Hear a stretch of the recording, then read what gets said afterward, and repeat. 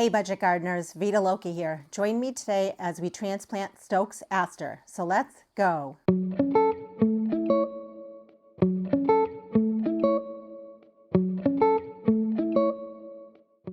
Stokes Aster, also known as Stokesia, is a hardy perennial here where I live in New Hampshire Zone 5B. It comes in a lot of different colors ranging from white, pink, and purple, and it also varies in height. You can get some shorter varieties as well as taller varieties. I've only had this plant in my garden for a few years, so it's pretty new to me. I did make a video showing my process for deadheading Stokes Aster so that it continues blooming for you.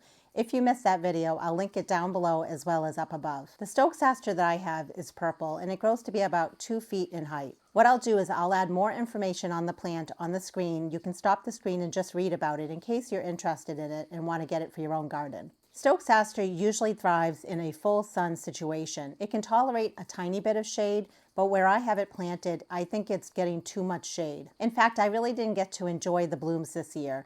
The location where it's at is a little too shady, so the plant was very leggy and the blooms just flopped over. Let's head down to the space where I have the plant and I'll show you what I mean. So this is the front of my house and there's my bay window flower bed. As we keep heading in this direction, this is the north side of my house, but what I can tell you is it gets some sun, but it doesn't get a lot of sun. And right there, flopped over, looking very sad, is the Stokes Aster plant. See what I mean? The blooms really should have been pretty, but they just flopped right over. These plants are going to be happier in their new location. The best time to move this plant is either in the early spring or early fall months. Today is a rainy, cloudy day, and it's going to be that way for the next few days. It's a perfect time for me to go ahead and move this plant. If you have a more established plant and you've noticed that it's also not been blooming as vigorously for you, another reason might be because you haven't divided it. When it comes to dividing this plant, you want to divide it every 3 to 4 years. You want the plant to be healthy, vigorous, and to continue blooming nicely for you. The first thing I'm going to do is I'm going to use my hand pruners. I'm going to follow each flower stalk to the bottom and I'm going to cut it back. The reason I'm doing that is I want my plant to put its energy into forming the roots well before the ground freezes. And then what I can do with each of these flower stalks is I can just cut them up into smaller pieces and they can go into my compost pile.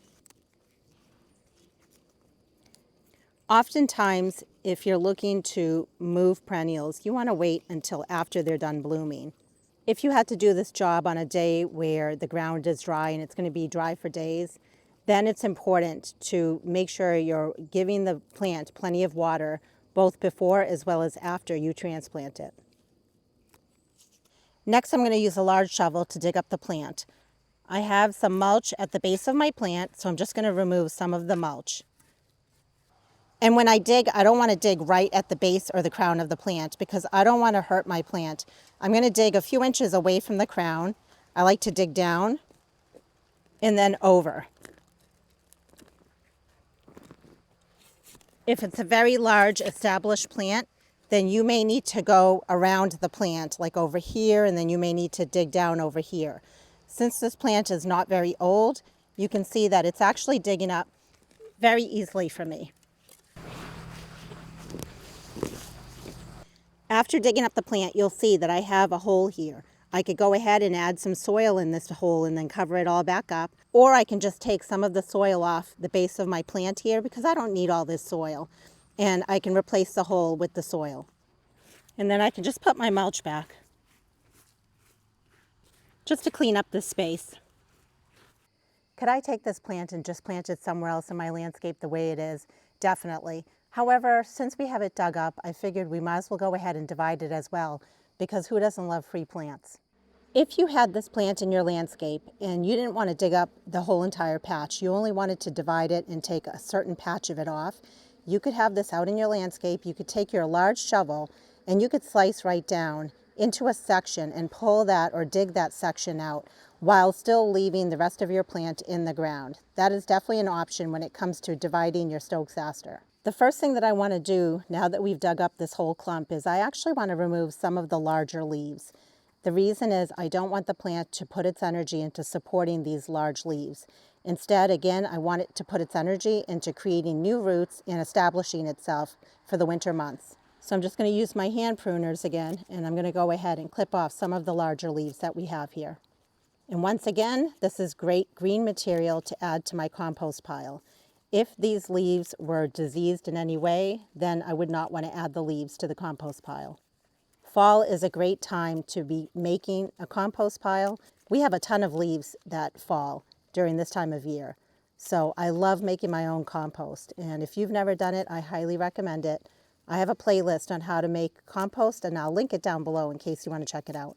When you have a lot of garden waste, why waste it? You might as well reuse it and create compost with it. The other thing I can do, although it's not necessary, is I can just come in and remove some of the old material that was here from last year at the base of the plant, just to clean it up. There are a lot of different ways you can divide this plant. Again, you could come in just like this with a large shovel and cut right down the middle.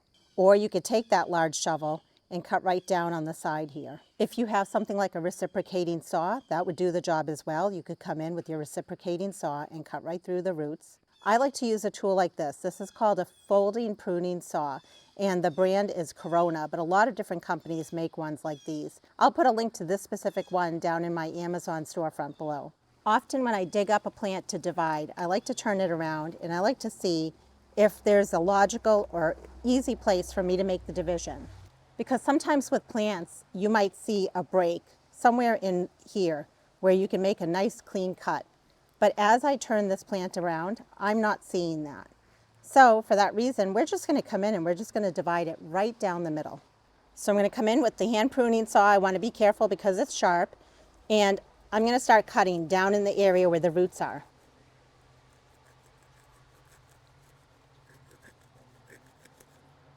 And then I like to stop partway through and I want to see if I can pull it apart. There, and we just turned one plant into two plants. What might happen, and it's totally okay, is you might have pieces like this that fall off.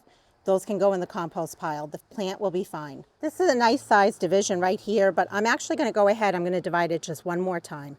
I do want to say, as I'm tapping right here, it has a little bit of a woody base. So something like a hand pruning saw or a reciprocating saw would probably work out really well because of the woody base that's right there.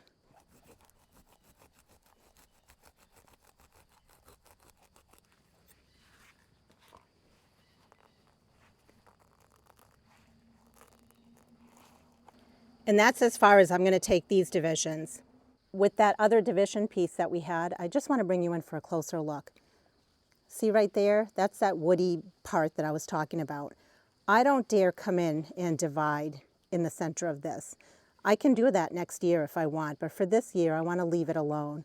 You can see right here are a lot of the roots, but this is that woody part. So I'm going to leave this plant as is. But that's not bad. I bought one plant. It was either 1 or 2 years ago, and I ended up with 3 plants. Let's go ahead and get these put out in the landscape. And when I plant them in the landscape, I want to make sure that I dig a deep enough hole to accommodate all of this right here. This all needs to be beneath soil level. But then the crown, which is right here, should be above soil level. So basically, the soil level will be right here.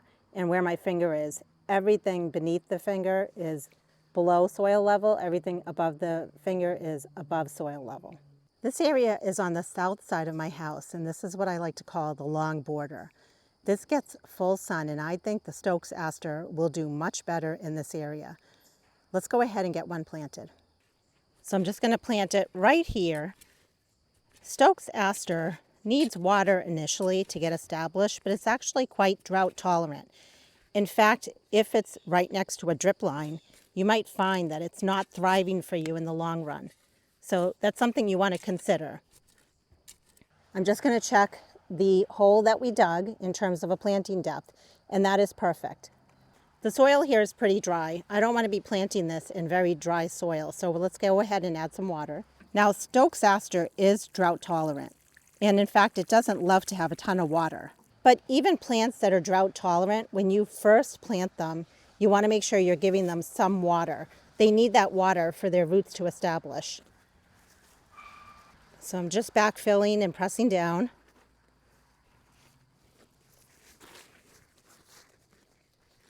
And we'll give it a little bit more water.